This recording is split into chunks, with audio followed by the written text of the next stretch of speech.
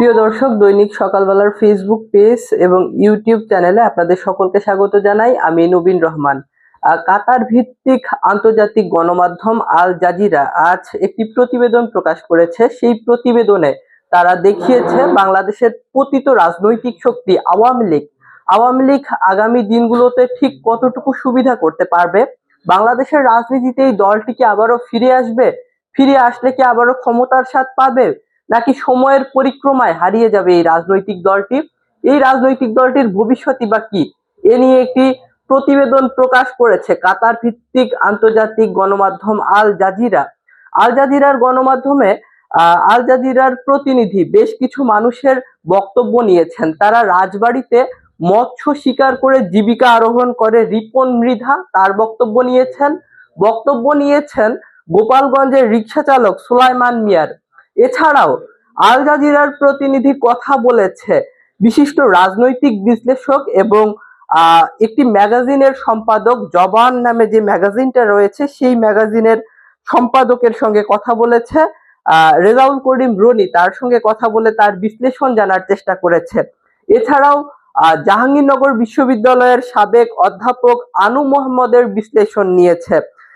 International Republic institute, এটি মার্কিন যুক্তরাষ্ট্র ভিত্তিক একটি চিন্তক প্রতিষ্ঠান। সেই প্রতিষ্ঠানের যে জরিপের ফলাফল সেটিকে উল্লেখ করেছে। এছাড়াও যুক্তরাষ্ট্র ভিত্তিক আরেকটি চিন্তক প্রতিষ্ঠান আটলান্টিক কাউন্সিলের দক্ষিণ এশিয়া ভিত্তিক সিনিয়র ফেলো মাইকেল কুগেলম্যানের বক্তব্য এবং বিবৃতি উদ্ধৃত করে আল জাজিরা তাদের প্রতিবেদনটি প্রকাশ করেছে। আল জাজিরা বেশ নাটকীয়ভাবেই এই প্রতিবেদনটি শুরু করে। প্রতিবেদনের শুরুতেই আল জাজিরা যেমনটি বলছিলেন যে একজন মাঝি, তিনি বাংলাদেশের মধ্যাঞ্চলীয় জেলা রাজবাড়িতে মৎস্য আহরণ করে জীবিকা নির্বাহ করে থাকেন এবং তিনি বলছিলেন তিনি বরাবর বাংলাদেশ আওয়ামী লীগকে ভোট দিয়ে আসেন এবং আওয়ামী লীগের যে প্রার্থী এবং প্রতীক আগামী ত্রয়োদশ জাতীয় সংসদ নির্বাচনে না থাকায় তিনি কোন রাজনৈতিক দলকে ভোট দিবেন এমন বিষয়ে তিনি সিদ্ধান্ত এখনো পর্যন্ত গ্রহণ করতে পারেননি এবং এলাকায় তিনি আওয়ামী লীগ সমর্থক একটি পরিবার হিসেবে পরিচিত। তো নির্বাচনের দিন যদি তিনি ভোটদান থেকে বিরত থাকেন তাহলে তিনি ক্ষতিগ্রস্ত হতে পারেন বা তার উপরে বিভিন্ন ধরনের আঘাত আসতে পারে। এমন একটি অনিশ্চয়তা থেকে তিনি সিদ্ধান্ত নিয়েছেন তিনি ভোট দিবেন, ভোট কেন্দ্রে যাবেন। তবে কোন রাজনৈতিক দলকে ভোট দিবেন এটি এখনো অনিশ্চিত। এছাড়াও আল জাজিরা তার প্রতিবেদনে উল্লেখ করেছে একজন রিকশা চালকের কথা, যার নাম সুলাইমান মিয়া, যিনি গোপালগঞ্জে রিকশা চালান। সুলাইমান মিয়ার যে বক্তব্য সেটি অনেক বেশি স্পষ্ট। সেই বক্তব্যে তিনি জানিয়েছেন যে গোপালগঞ্জের মানুষ হওয়ার কারণে বরাবরই আওয়ামী লীগকে তারা সমর্থন দিয়ে আসেন এবং যেহেতু নির্বাচনে আওয়ামী লীগ অংশ নেওয়ার সুযোগ পাচ্ছে না, তাই ভোট দেওয়ার কোনো চিন্তাই তারা করতে পারেন না। তবে ভিন্ন কথা বলেছেন কিন্তু বিশিষ্ট রাজনৈতিক বিশ্লেষক এবং জবান যে ম্যাগাজিনটি রয়েছে সেই ম্যাগাজিনের সম্পাদক রেজাউল করিম রনি। তিনি বলেছেন আওয়ামী লীগ বিগত দিনে যে কর্তৃত্ববাদী শাসন চালিয়েছে এবং বাংলাদেশের সাধারণ মানুষের উপরে যে দমন পীড়ন, নির্যাতন নিপীড়ন চালিয়েছে, সেটি বাংলাদেশের রাজনীতিতে আওয়ামী লীগের ফিরে আসাকে বাংলাদেশের জনগণ খুব একটা ইতিবাচকভাবে গ্রহণ করবে বলে, স্বাচ্ছন্দ্যে গ্রহণ করবে বলে এই রাজনৈতিক বিশ্লেষক জনাব রেজাউল করিম রনি তিনি মনে করেন না। একই সঙ্গে তিনি মনে করেন যে শেখ হাসিনা যথেষ্ট বৃদ্ধ এবং তার নেতৃত্বে আওয়ামী লীগের যে ব্লান্ডার হয়েছে অর্থাৎ রাজনৈতিক পতন ঘটেছে সেটিকে আবারও পুনরুদ্ধার করে বাংলাদেশে ফিরে আসা কিংবা পূর্বের অবস্থানে আওয়ামী লীগকে প্রতিষ্ঠিত করার সম্ভাবনা অনেক বেশি ক্ষীণ এবং এটা অনেকটাই অসম্ভব প্রায় বলে তিনি মনে করেন। এছাড়াও জাহাঙ্গীরনগর বিশ্ববিদ্যালয়ের অধ্যাপক আনু মোহাম্মদ তিনি কথা বলেছেন, অর্থাৎ আল জাজিরা তার প্রতিবেদনটি তৈরি করার জন্য আনু মোহাম্মদের মন্তব্য নিয়েছে। আনু মোহাম্মদ তার বক্তব্যে বলছেন যে আওয়ামী লীগ শুধু একটি রাজনৈতিক শক্তি নয়, এর একটি সাংস্কৃতিক এবং সামাজিক ভিত্তি আছে।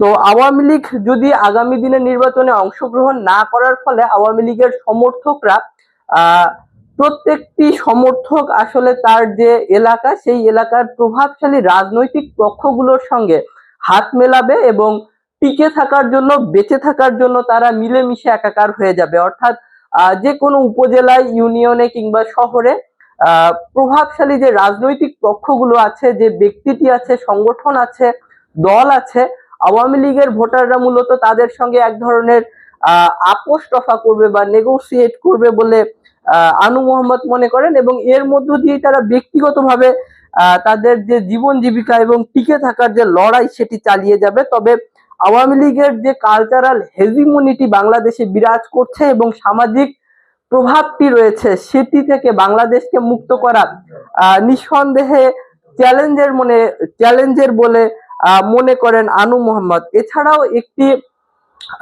জরিপ প্রতিষ্ঠানের জরিপের ফলাফল আল জাজিরার এই প্রতিবেদনে উল্লেখ করা আছে। মার্কিন যুক্তরাষ্ট্র ভিত্তিক চিন্তক প্রতিষ্ঠান ইন্টারন্যাশনাল রিপাবলিক ইনস্টিটিউট IRI তার জরিপে দেখিয়েছে যে বাংলাদেশের ভোটারদের প্রায় 11% ভোটার এখনো পর্যন্ত শেখ হাসিনার যে নেতৃত্বাধীন পতিত আওয়ামী লীগ, সেই আওয়ামী লীগের প্রতি তাদের সমর্থন জারি রেখেছেন। প্রিয় দর্শক, সেই যে প্রতিবেদন, আল জাজিরার যে প্রতিবেদন আওয়ামী লীগের রাজনৈতিক ভবিষ্যৎ নিয়ে, সেই প্রতিবেদনে একটি চিন্তক প্রতিষ্ঠানের সিনিয়র ফেলোর কথা বলা হয়েছে।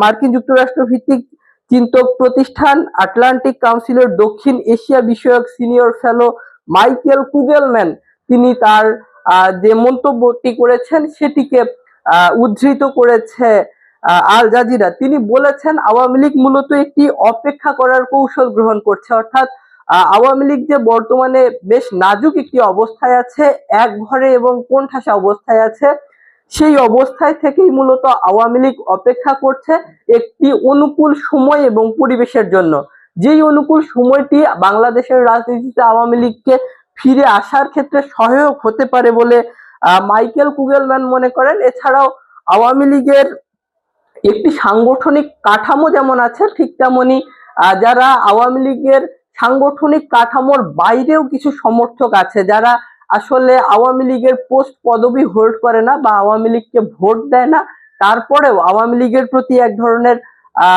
মৌন সমর্থন বা শীতল সমর্থন বা অদৃশ্য যে সমর্থনটি সেটি জারি রাখে, এমন একটি কথা তিনি বলেছেন। এছাড়াও নিষিদ্ধ সংগঠন ছাত্রলীগের এক সাবেক নেতার সঙ্গে কথা বলেছে আল জাজিরা। সেই সাবেক ছাত্রলীগ নেতা বলেছেন যে আওয়ামী লীগ বর্তমান সময়ে ভীষণ কোণঠাসা অবস্থায় রয়েছে, তবে রাজনীতিতে হারিয়ে যাওয়া বা বাংলাদেশের রাজনীতিতে আওয়ামী লীগের নিঃশেষ হয়ে যাওয়া, এটি খুব দূরবর্তী রাজনৈতিক একটি মন্তব্য হতে পারে। আগামী দিনগুলোতে আওয়ামী লীগের এমন করুণ পরিণতি হবে বলে নিষিদ্ধ ছাত্রলীগের সেই নেতা মনে করেন না।